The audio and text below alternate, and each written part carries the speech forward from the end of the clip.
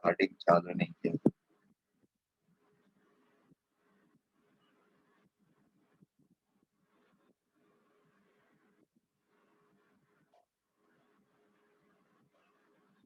So force is equal to charge into electric field, and electric field is also given as potential difference by distance, or separation between the potential difference between 2 points divided by separation between them. D indicates separation, distance or separation. Delta V may be termed as V if we take reference point, the potential at reference point as 0, and the end point has potential V, then potential difference will become V itself. The potential at any point is given by 1 by 4 pi epsilon naught into Q by D. This is because of a point charge, potential due to point charge. That is something which we have to know or understand. अभी हमको सिर्फ इसी relationship की जरूरत होती है.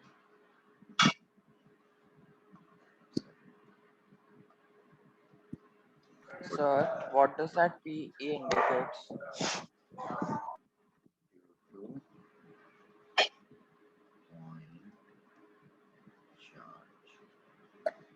Sorry, क्या बोल रहे हो? So what does that PE indicates? PE. Yes. This is potential energy. Okay. To be more precise, it is electrical potential energy.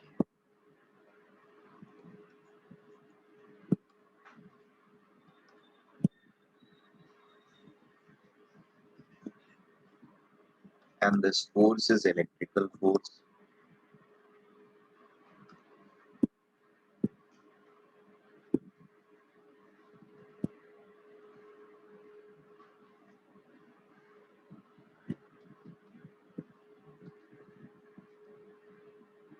So to that potential due to point charge on point A now. Point charge at point charge capital Q at A.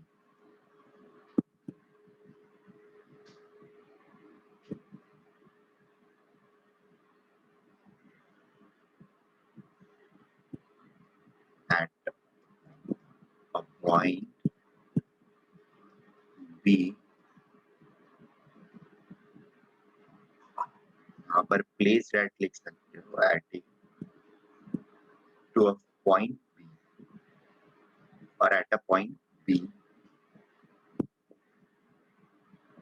having distance.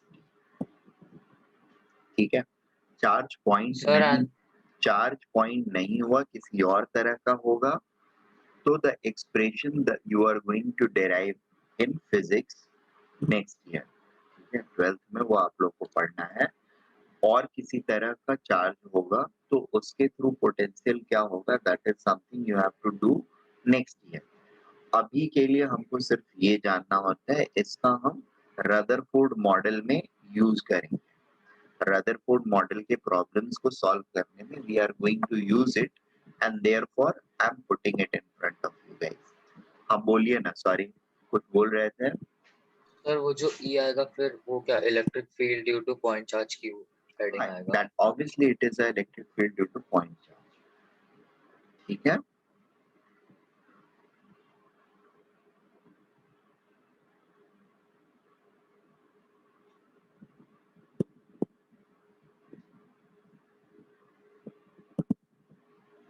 noted.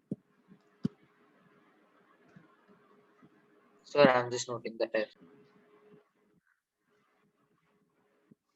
एक छोटी सी चीज और, generally like if we are going to put a charge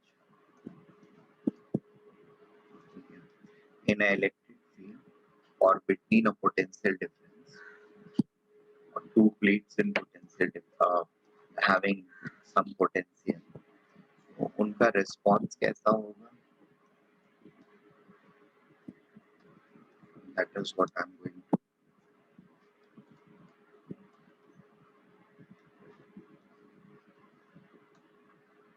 understand.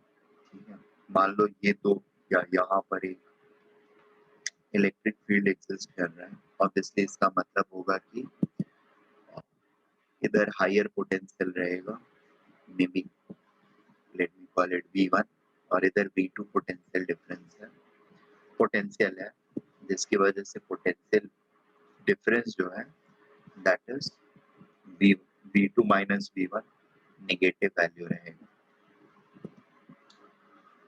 और forward direction में decrease हो रहा है, इसलिए V2 minus V1 this is going to be negative value.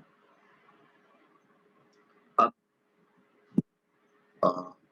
इसमें अगर कोई चार्ज हम रखते हैं, मान लो चार्ज क्यू पॉजिटिव चार्ज रखते हैं, यहाँ पर थोड़ा हमने उसको ला करके, तो the acceleration which it will have in the due course is going to be given by field E into charge Q. यहाँ पर Q charge रखा हमने, तो QE this will be the force, electrical force, and mass of this charge MQ into its acceleration E. ठीक है, AQ कैसे लिखेंगे हम लोग? Q into E by M. ठीक है, E अगर लिखना होगा, E को अगर इन सेपरेशन पोटेंशियल डिफरेंस के टर्म्स में लिखना होगा, तो what I am going to write, I am going to write mod delta V by B। ठीक है, और चार्ज किस डायरेक्शन में मूव करेगा? इधर हायर पोटेंशियल है, लोअर पोटेंशियल है, चार्ज अगर पॉजिटिव हुआ तो इस डायरेक्शन में मूव करेगा, अगर नेगेटिव हुआ क्योंकि यहाँ पर ही है तो ये इसी के साथ सबमर्ज हो जाएगा, अगर नेगेटिव है हायर पोटेंशियल के साथ वो अटैच हो जाएगा, और कुछ चार्ज को यहाँ पर ऑब्वियसली पोटेंशियल हायर है, इसका मतलब है कुछ पॉजिटिव चार्ज होगा और वो उसके साथ मिल करके कुछ चार्ज को न्यूट्रलाइज कर देगा। That is how it is going to be. Second thing is So ये force, which one is the sorry, so which one is the higher potential? V1 or V1 V2? is greater than V2। V1 is greater than V2। ठीक है, Sir, and Q हाँ Q is a positive charge, अगर positive है, if Q is positive it is going to move in this direction, if Q is negative it will move in this direction, if Q is positive, ठीक है, it will move in this direction if Q is negative। clear?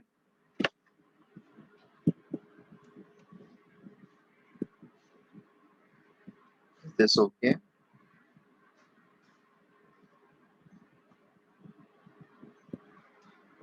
दूसरा consideration क्या होता है, अगर ये charge accelerate कर रहा है यहाँ पर, ठीक है, तो ऑब्वियसली इसके पास, ओके मैं करता हूँ, सी यहाँ पर सिर्फ मैंने ये बोला कि सपोज ये एक पॉइंट है A और यहाँ पर पोटेंशियल है V1, ठीक है, और यहाँ पर ये दूसरा पॉइंट है B और यहाँ पर पोटेंशियल है VB, ठीक है, सॉरी V2 या VB और यहाँ पर B है, such that potential 1 is greater than potential 2, मतलब the potential is decreasing as we are moving rightward, potential is decreasing as we are moving rightward, is it okay? Yes, sir. So the next thing is, if I am going to put a charge Q which is positive in nature, so this charge is going to move in forward direction such that उसकी energy यहाँ पर रहेगा तो obviously energy ज्यादा रहेगी, V1 के जितने पास रहेगा एनर्जी ज्यादा रहेगी, V2 पर पहुंच जाएगा तो उसकी एनर्जी मिनिमम हो जाएगी, so it will always try to reach to the minimum potential। ये हर किसी की नेचर होता है, this is part of nature, it will try to decrease its energy and will go towards V2। अगर negative रहेगा on कॉन्ट्रैरी तो यहाँ पे उसका पोटेंशियल एनर्जी जो होगा वो सबसे कम होगा, जितना बड़ा V1 रहेगा उसके साथ ही अगर Q को मल्टीप्लाई करते हैं, पोटेंशियल एनर्जी क्या है? Potential energy is Q into V। तो चार्ज अगर निगेटिव हो गया तो पोटेंशियल एनर्जी इसके पास उसका सबसे कम रहेगा, तो ये एक्चुअली इसी के पास आ जाएगा, हायर पोटेंशियल वाले के पास। Is it okay?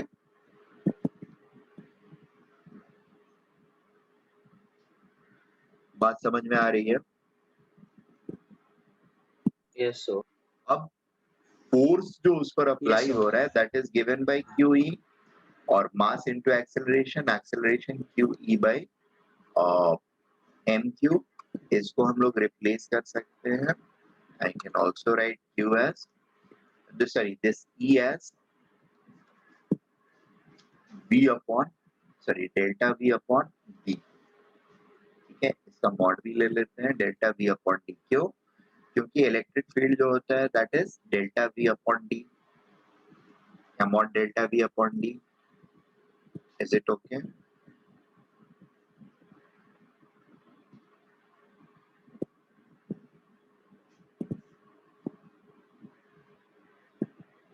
Yeah sir.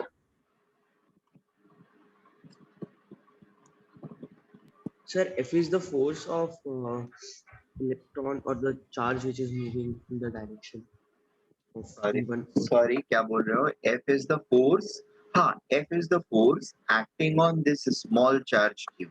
ठीक है, F is the force acting on this charge।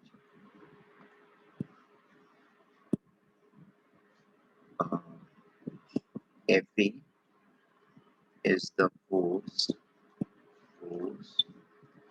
acting on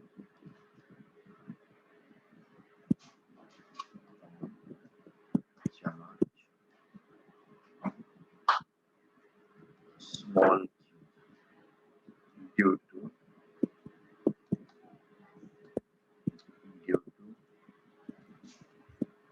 electric field।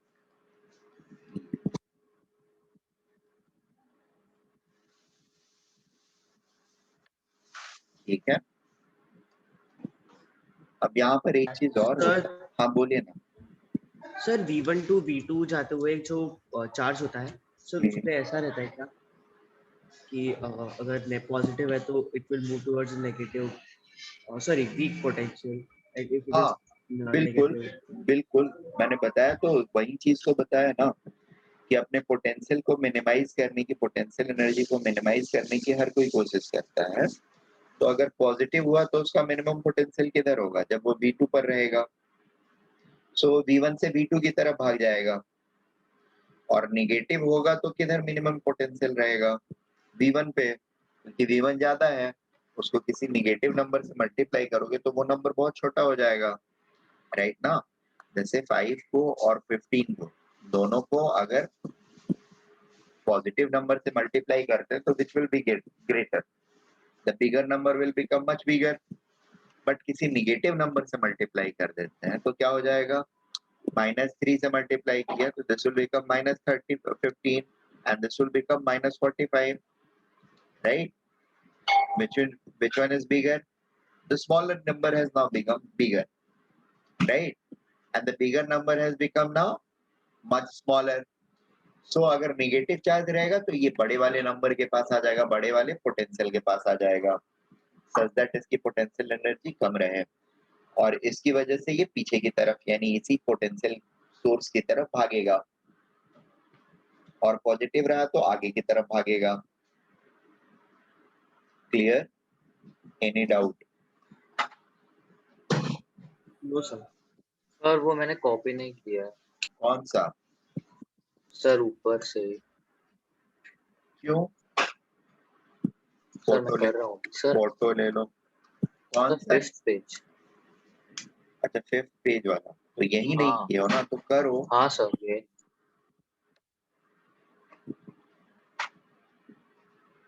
जल्दी से करो, अगली चीज बतानी है, या फिर मैं बताता हूँ तुम नोट करते हो। सी ये चार्ज Q जो है इसके इन्फ्लुएंस में, फील्ड के इन्फ्लुएंस में एक्सेलरेट करेगा, और एक्सेलरेशन के थ्रू जो मैक्सिमम स्पीड वो गेन करेगा, that is going to come from, I mean it is not going to come from कि वो कितने देर स्पीड के अंदर में रहता है. जनरली फोर्स हम लगाते हैं तो फाइनल स्पीड क्या होएगा वो एक्सेलरेशन के थ्रू कितने देर तक एक्सेलरेशन होता रहा उसके थ्रू हम कैलकुलेट वगैरह करते हैं. बट मैक्सिमम स्पीड जब भी पूछा जाएगा आपसे ना, तो that is not going to have to, I mean that will have nothing to do with this acceleration, या कितने देर तक या कितने दूर तक ये फोर्स अप्लाई होता रहा है उसमें. That is done always through the change in potential energy. ठीक है, we know that mechanical energy is always conserve अगर एक्सटर्नल फोर्स नहीं है तो. यहाँ पर इस पूरे सिस्टम में कोई एक्सटर्नल फोर्स नहीं है, this is called internal force of. तो मैकेनिकल एनर्जी क्या होगा, कंजर्व्ड रहेगा, यानी potential energy plus kinetic energy will be constant. अब जब ये चार्ज यहाँ पर है तो इसका कुछ पोटेंशियल रहेगा, जब यहाँ पर आ जाएगा तो कुछ और पोटेंशियल हो जाएगा. So potential energy at A, potential energy at A will be Q into V1 and potential energy at B will be Q into V2. Change in potential energy क्या होगा, delta PA will be PB minus PA Q V2 minus V1. Is it okay? अब mechanical energy conservation में आते हैं हम लोग. तो P at A plus K at A will be equal to P at B plus K at B. Is it okay? इसको इस तरफ लेकर के आते हैं. P A minus P B plus K at A is equal to K at B. So kinetic energy at final point, ठीक है, या this is going to be the maximum kinetic energy achieved. Am I making sense? This will be the max kinetic energy, and this will be given by this relationship. Relationship क्या है, इसको अगर यहाँ से calculate करके लेकर के आते हैं, it will become Q into V2 V1 minus V2, not V2 minus V1. Potential difference है V2 minus V1, बट यहाँ पर PB minus PA हमने लिया है. PA minus PB क्या होगा, इसका उल्टा हो जाएगा, वो हमने लिख दिया.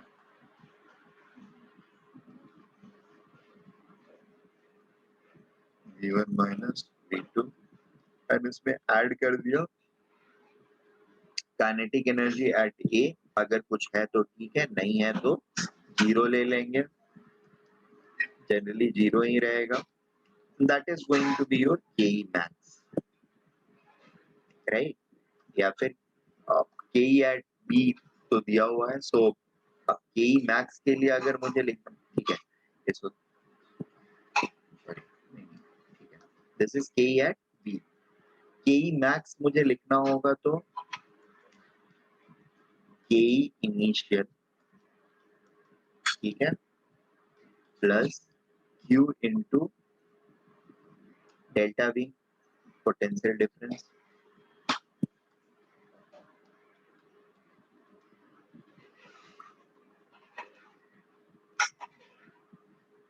Is it okay? This is something which is going to be a key relationship for us. So ये बेसिक चीजें आई थिंक, और KE मैक्स आ गया तो फिर KE मैक्स हो गया, so we can easily find the velocity maximum. Velocity क्या maximum होगी, KE मैक्स हो गया तो वेलोसिटी मैक्सिमम भी हमको पता चल जाएगा.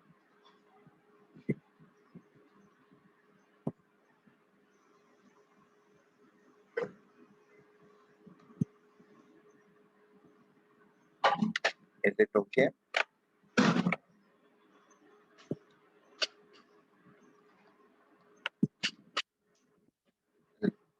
Let us now start with alpha scattering and Rutherford model.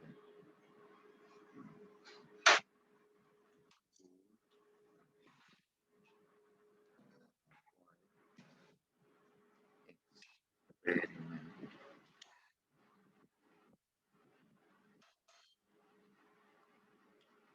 This is also known as Gold-Leaf experiment.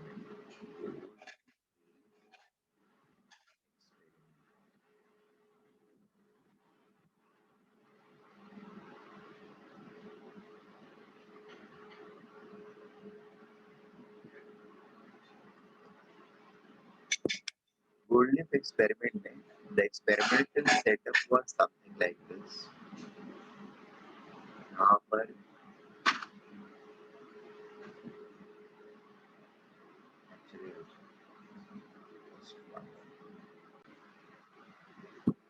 gold foil experiment or gold leaf So experiment. that dot is The experimental setup is sorry. so that dot in the lead box is red on. Yeah, that dot in the lead box is red on. This is red on. And I have indicated by ये red on है. Red on से ये alpha particles निकल रहे हैं. These are alpha particles. Stream of alpha particles. Yeah. Stream of alpha particles. Stream of alpha particles.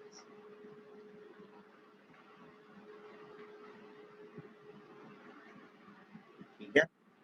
यहाँ पर एक एक्सेलरेटर होता है जो इस अल्फा पार्टिकल को और ज्यादा एक्सेलरेट करता है फॉरवर्ड डायरेक्शन में. ठीक है. ये गोल्ड फॉइल या गोल्ड लीफ पड़ा हुआ है. इस लीफ का थिकनेस जो है that is around 4 into 10 to the power minus 5 centimetre और 0.5 माइक्रोमीटर माइक्रोन. ठीक है. ये इस तरह का कवर्ड सिस्टम पड़ा हुआ है जिसमें ये red mark ZNS fluorescent material has been kept. ठीक है. ये पूरे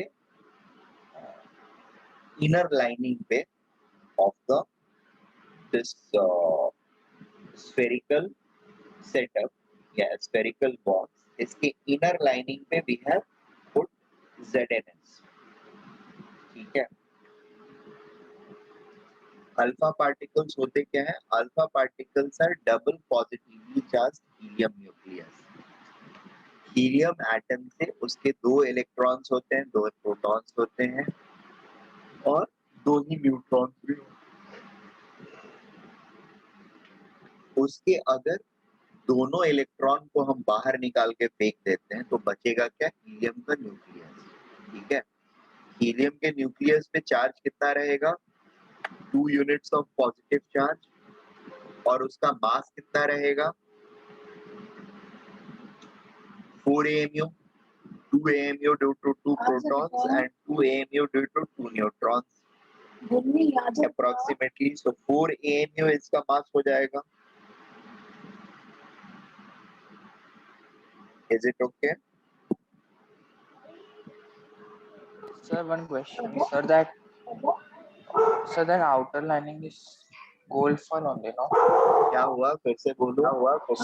So that outer lining with red and black. So that is gold foil only, no? नहीं. Gold foil is ये yellow. Sir, then what is that? Out. कहाँ पे? So black or red. Black वाला कुछ नहीं है. ब्लैक वाला तो मटेरियल रहेगा ना यार. कंक्रीट मटेरियल या स्टील का बना हुआ वो एक बॉक्स रहेगा, स्फेरिकल बॉक्स. ठीक है. बाहर वाला किसी भी मटेरियल से बना सकते हैं. जनरली या तो सीमेंटेड रहेगा या स्टील का बना हुआ एक वेसल रहेगा, स्फेरिकल वेसल. पतीला पता है आप घर में यूज होता है खाने वाने या मे भी कुछ करने के के लिए, इस तरह का। तो ये काइंड ऑफ एक खड़ा था, ठीक है, पॉट उल्टा करके रखा हुआ है एंड इसमें और इनर लाइनिंग्स पे रेड वाला जो है ना, रेड जो है वही ZNS, this red thing is ZNS।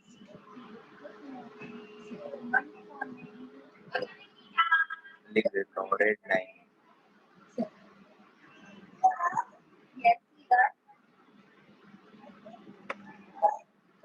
Is it okay?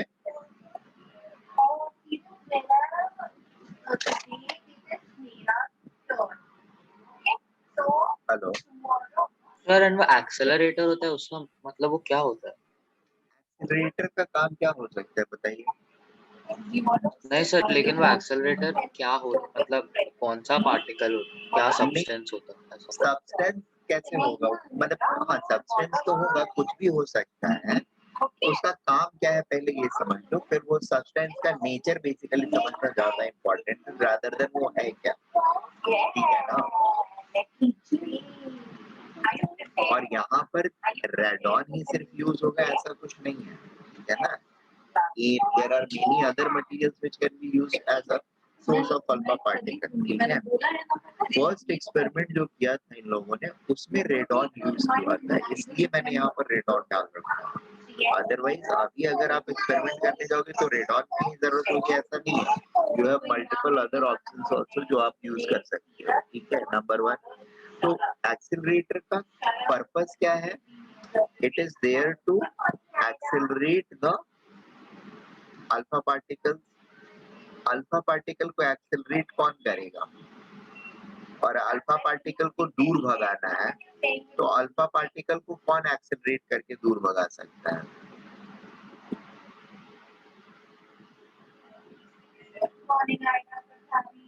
या तो हम अपने हाथ से उसको फेंकें, राइट, या Sir, फिर can you या scroll फिर down? या फिर इलेक्ट्रिकल फील्ड अप्लाई करें,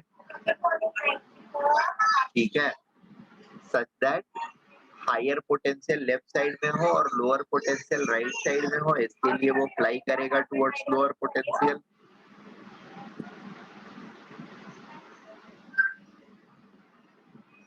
is it making sense? Yes sir. तो accelerator generally obviously positively charge कुछ प्लेट्स रहेंगे जिसके थ्रू वो पास कर रहा है, और पास करने आप ये एग्जैक्टली ऐसा ही अरेंजमेंट नहीं रहता है, इसमें 2 प्लेट्स रहेंगे, ठीक है। और यहाँ से ये एंटर करेगा अल्फा पार्टिकल, इसमें होल रहेगा इस तरह का, ये एंटर करेगा, फील्ड चालू होता है, इधर से ये फील्ड पूरा रहेगा, और ये सॉरी इधर पॉजिटिव प्लेट रहेगा, इधर निगेटिव प्लेट रहेगा, यहाँ से ये एंटर करेगा, आगे की तरफ मूव करेगा, और इस जोन में इलेक्ट्रिक फील्ड होने की वजह से ये आगे की तरफ एक्सेलरेट करेगा, और यहाँ से जब निकलेगा तो इसका एक्सेलरेटेड स्पीड रहेगा, ठीक है।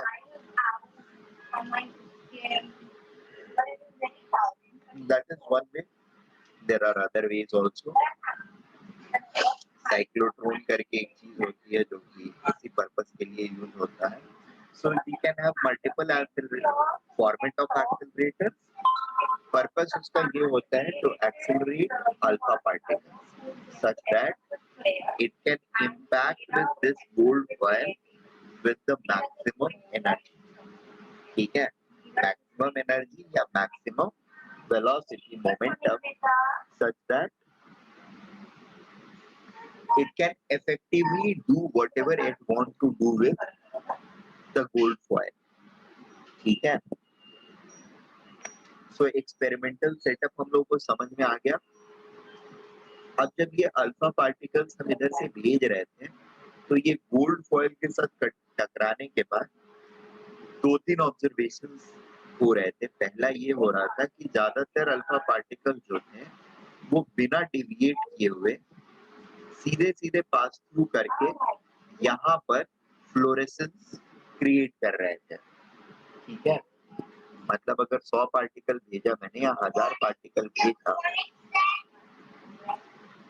तो 10,000 पार्टिकल भेजा अगर मैंने, तो 10,000 में से 9,990 जो है they are going to fall on here. कितने? 9,990। 10 जो बाकी बचे उसमें से 6 जो है वो यहाँ से यहाँ के बीच में रह जाते हैं। 9,990 सीधे सीधे क्रॉस करके आ गए। 6 of them are going to deviate between 0 to 90. 3 of them are going to deviate between actually 3.5. They are going to deviate between 90 to 180. Half of this in this, and 1.5 out of 10,000 या 1 out of 20,000 were returning back. बात समझ में आ रही है? So what are the observations? 99.9% of the alpha particles are crossing by the gold foil and are hitting the ZNS screen. ठीक है? And we were able to see the fluorescence just in the line of propagation of these alpha particles. Few of them used to deviate by small to large angles, and very few, that is 1 out of 20,000, was retracing its path. 1 out of 20,000 was retracing its path. ठीक है? अब इस पे क्या observation, ये observations के basis पर क्या इन्फ्रेंसेस बिल्ड किया उन्होंने और क्या लॉजिक यूज किया उसको बिल्ड करने के लिए, that is what we are going to see next. हाँ बोलिए ना, sorry. Sir, after he passed the alpha particles, sir, 19,990 particles passed through the gold foil and the remaining all scattered around it. Right, scattered around it मतलब यहाँ से cross करके ये यहाँ पे चला गया, Deviated. हाँ डिविएट किया, 3.5 इधर डिविएट किया by 90 to 180 and 1 out of 20,000 return back. अगर इसको हम 20,000 के स्केल पर लेंगे तो 19,980 जो थे वो सीधे गए, around 12 went in this direction, around 7 went in this direction, ठीक है, 12 0 to 90 हुआ। Sir, it means that it is fixed in some ratio.